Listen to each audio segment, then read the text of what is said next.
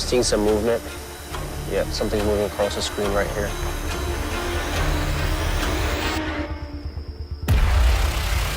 On March 9, 2023, a thermal drone clip surfaced online showing what appeared to be a tall figure dragging a human body through a forest clearing in Northern California. At first dismissed as a hoax, the footage soon drew attention from investigators and revealed a disappearance that no one could explain. A 30-second thermal drone video appeared online early in the morning on March 9, 2023. Someone posted it on a small Discord server that people used for tracking wildlife. The video showed two heat signatures moving across a clearing surrounded by thick forest. One figure stood upright. The other was lower and not moving. The taller figure appeared to drag the smaller shape by the arms. The ground was steep with drainage channels. There was no audio except the sound of drone rotors. Within hours, people started sharing the file on Reddit communities about cryptids. Different people gave it different titles when they reposted it. The version that spread most widely said it showed a Sasquatch dragging a body and described it as raw thermal footage that had leaked. The username of the original uploader matched an email address linked to Darren Klene. Klene ran a YouTube channel with over 2,000 subscribers. He made videos exposing fake Bigfoot content. He built his audience by recreating viral sightings and explaining how angles, lighting, or costumes could make ordinary footage look strange. His previous videos included ones about debunking sightings in the woods, faking thermal images with heaters, and explaining drone tricks with night vision. People watching assumed this new clip was part of another one of his experiments. The main difference was that he had not uploaded it to his YouTube page. Instead, it came from a file-sharing link in a private Discord chat. The file name was listed as 6riverstest_footage 1.mov. Volunteers from his most recent project used that chat. Darren Klene was 29 years old and lived in Redding, California. He studied media production for 2 years, but left college to work on content creation full-time. His work focused on what he called critical skepticism. He tried to prove that unusual claims could be explained through practical effects. He often worked with small teams of assistants and people who knew about lighting or drones. In February 2023, Klene announced a new series he planned to call Fake the Myth. Each episode would recreate famous cryptid footage using modern equipment like thermal imaging, motion sensors, and drones. He wanted to show how technology could change what evidence looked like. His first episode was supposed to be about Bigfoot sightings in 6 Rivers National Forest near the California-Oregon border. People had been reporting sightings in that area for decades.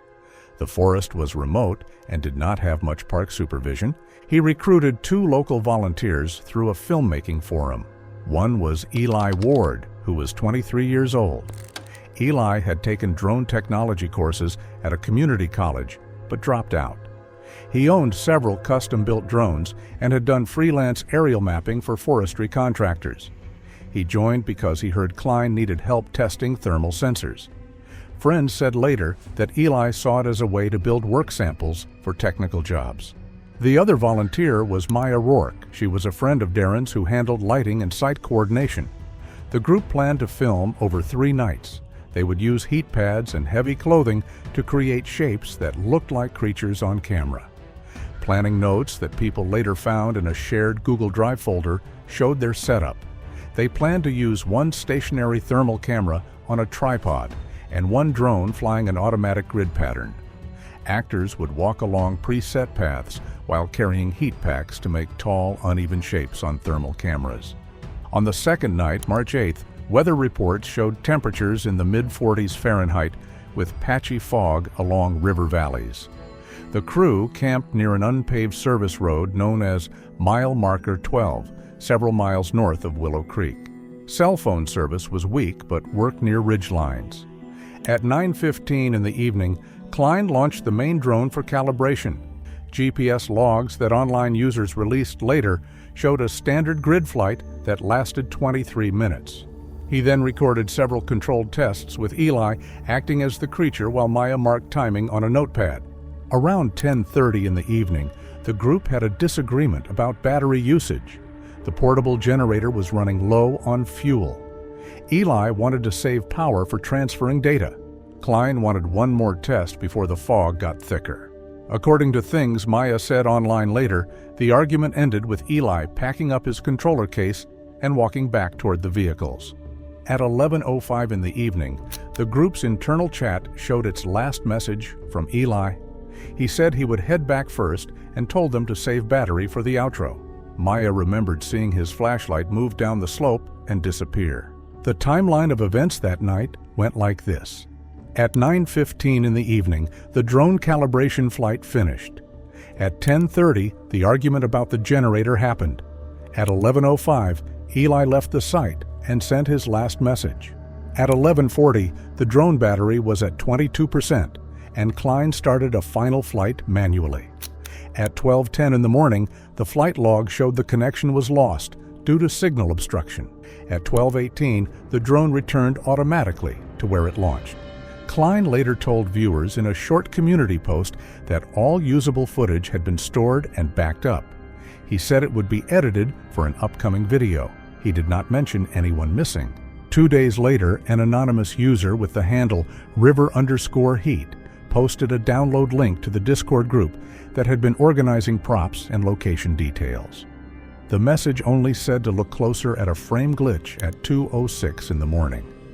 The file's metadata showed it was created at 2:06:14 in the morning, Pacific time on March 9th.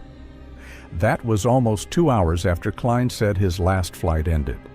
People who first saw it assumed it was a mislabeled test or a reposted copy. The footage showed the same clearing and same rock outcrop, though, confirming it was recorded at the crew's location. Analysts extracted GPS, altitude, and battery data from the SRT telemetry bundled with the clip and EXIF on the master. The coordinates matched the 6 rivers locations in Klene's earlier uploads. The path data also showed the drone flew continuously from 2:01 to 2:08 in the morning. This suggested either an automated restart or someone manually launching it again during the night. The 2:01 to 2:08 a.m. path is not part of the earlier return to home sequence. It is a separate second sortie. By 9 in the morning, clips had reached larger forums. Titles varied. Some called it the real thermal capture of Sasquatch. Others said the debunker exposed himself or described it as leaked drone footage from 6 rivers. Users examined the video frame by frame. The most discussed timestamp was 2:06:27. At that point, the taller signature bends down and lifts the smaller form by the arms, then drags it downslope. The motion is steady and not rushed. The smaller shape's heat fades near the lower limbs, which would be consistent with reduced blood circulation. Klene's fans started tagging him in threads, asking for an explanation. He replied once from his verified Reddit account. He said it was part of a staged test and the clip was out of context. He said no one was hurt. He did not upload the footage to his own channel. Thermal analysts pointed out several things that did not make sense. The drone platform was a DJI Mavic 3T with a 640 by 512 thermal module. Its logs showed the aircraft could not self-launch from a motion or heat trigger.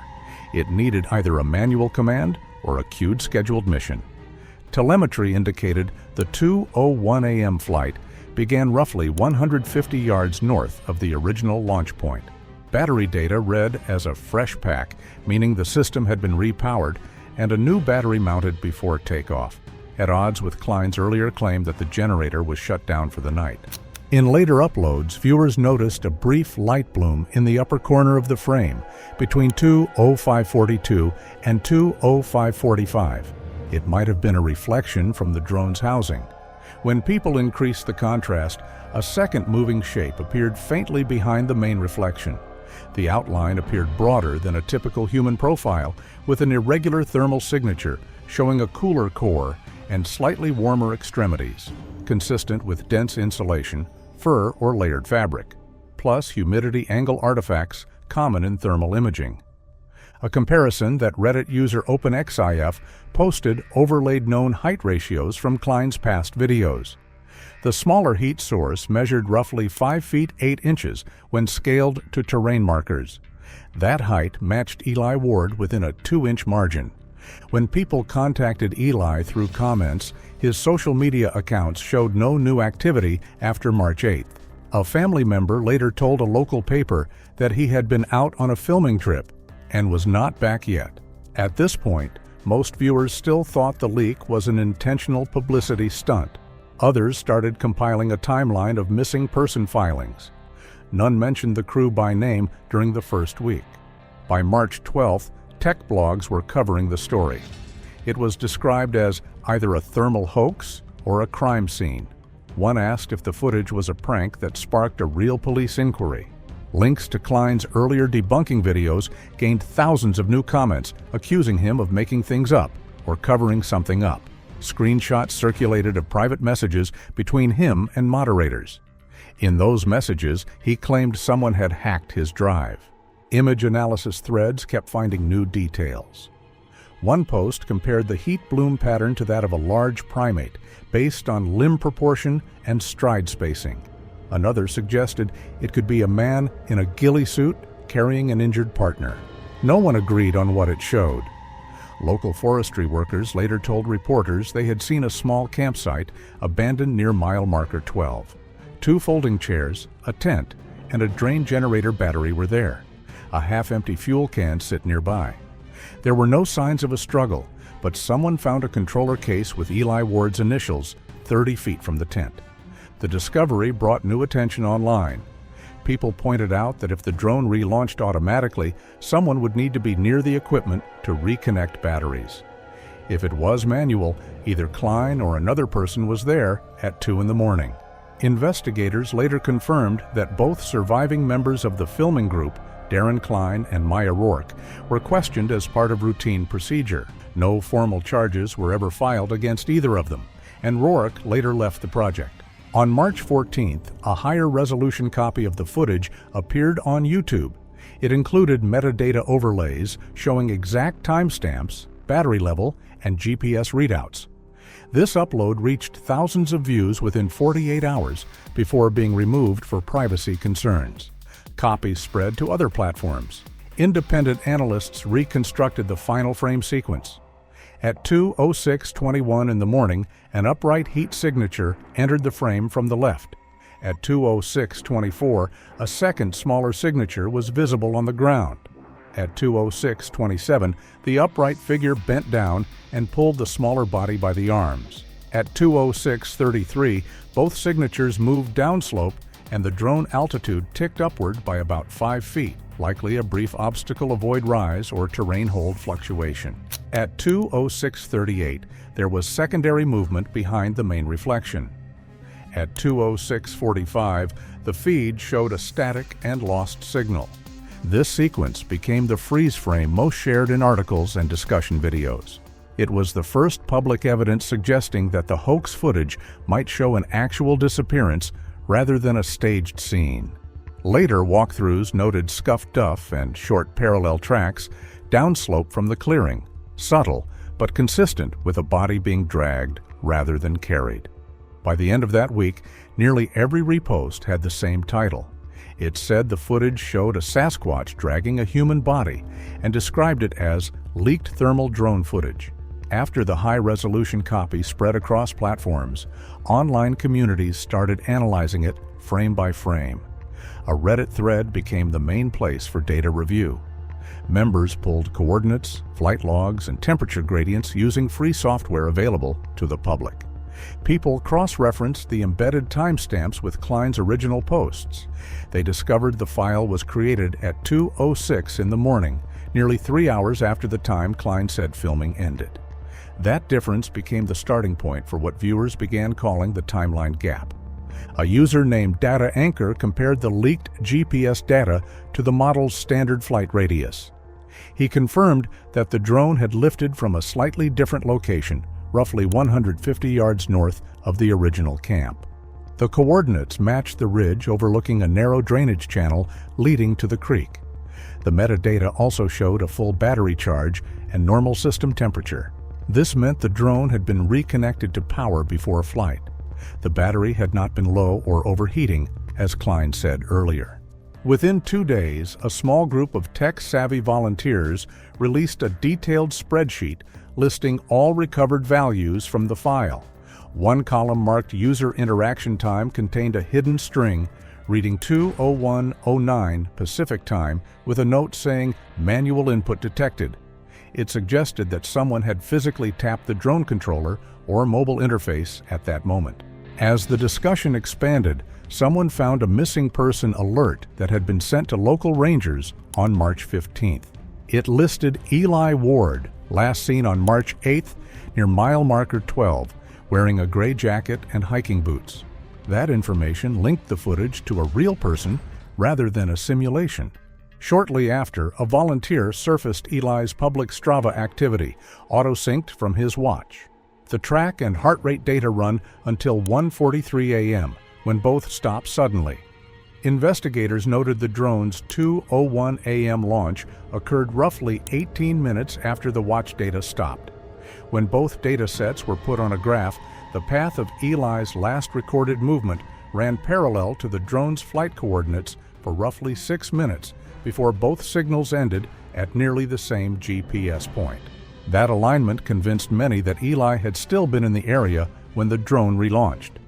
No one could explain how the aircraft powered on or why its route matched a person's final recorded steps. Attention shifted to the Mavic 3T's behavior on the ground.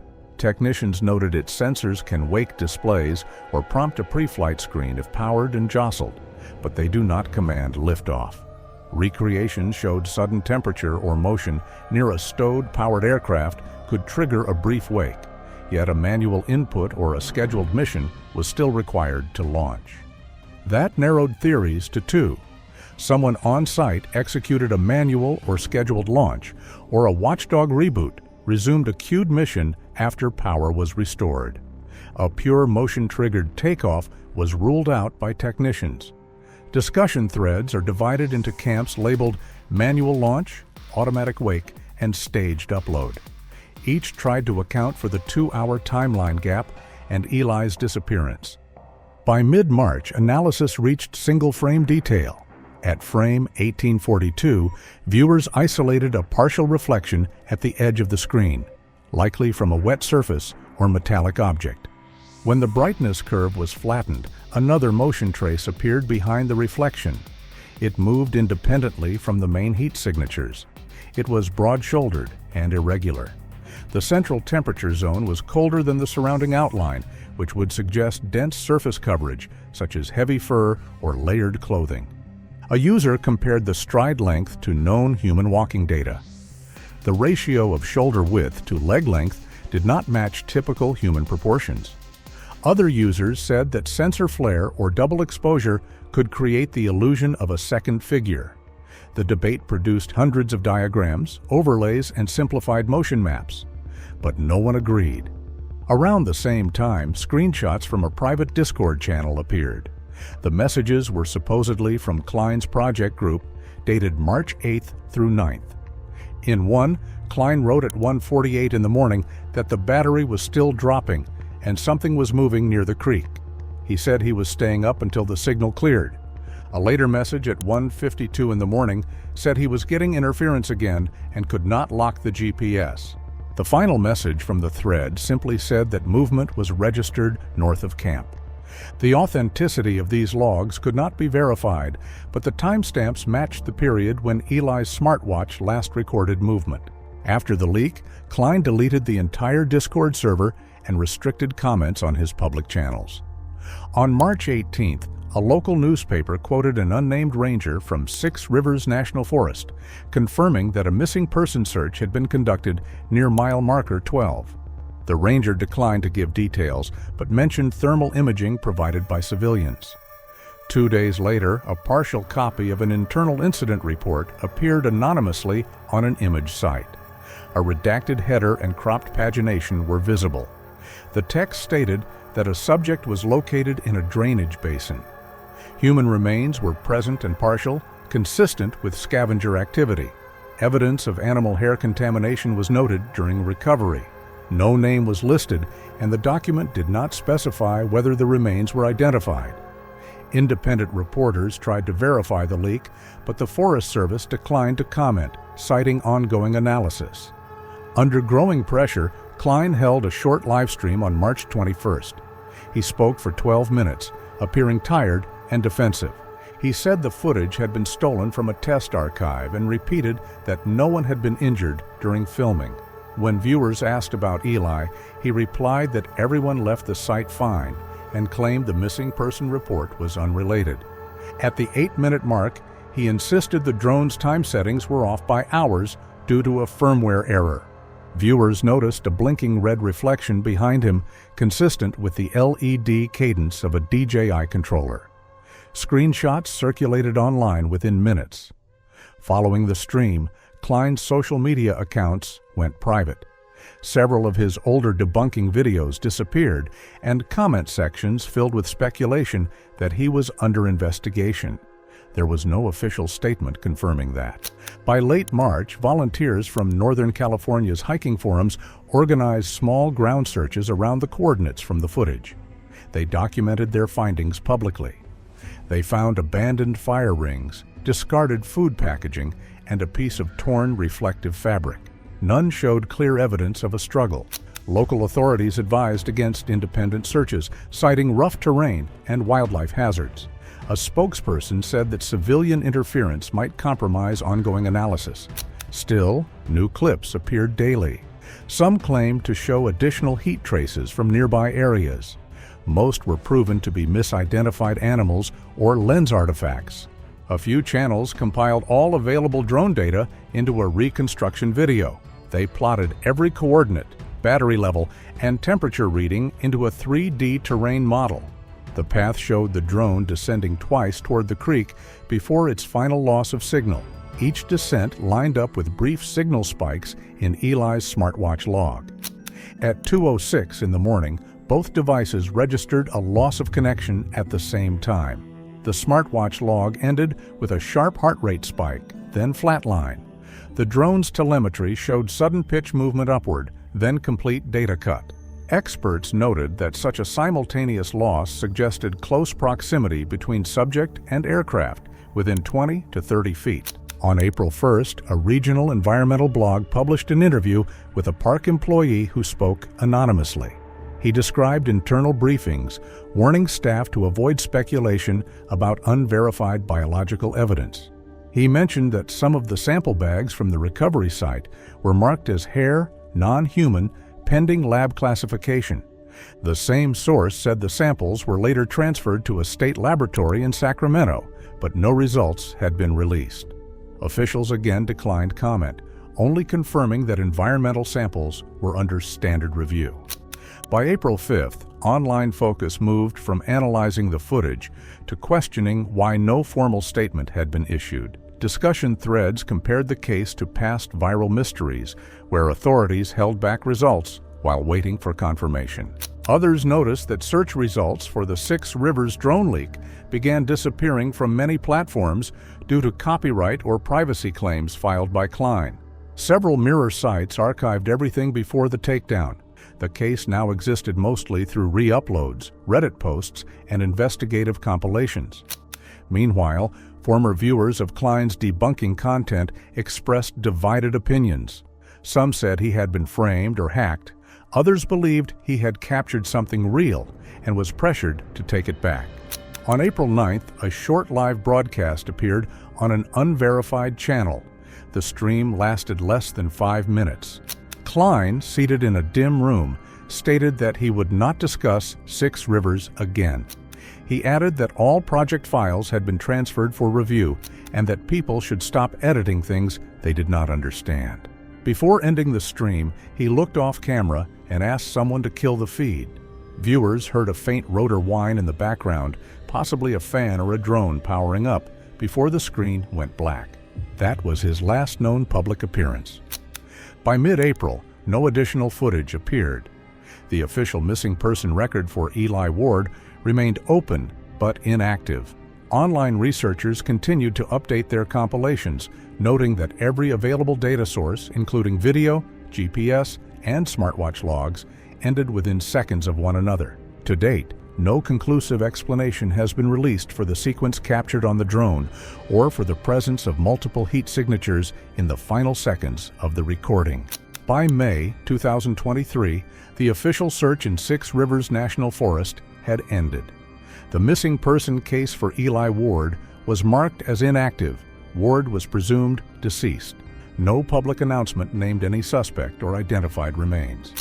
Local papers printed short updates, each citing insufficient evidence to confirm the cause of death. The Ward family declined interviews.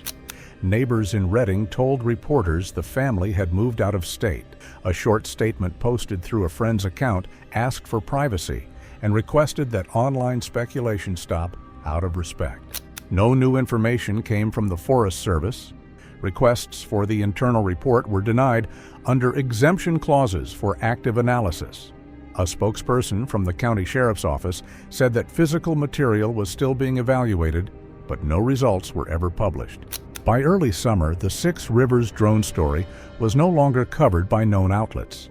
What remained existed mostly and was limited in archived forum threads, video compilations, and mirrors of the original upload.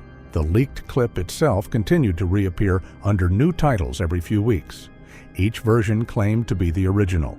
Some were cropped, some colorized, and others slowed or stabilized. Viewers studying the footage often argued about subtle differences between versions. In some, the reflection at frame 1842 seemed brighter.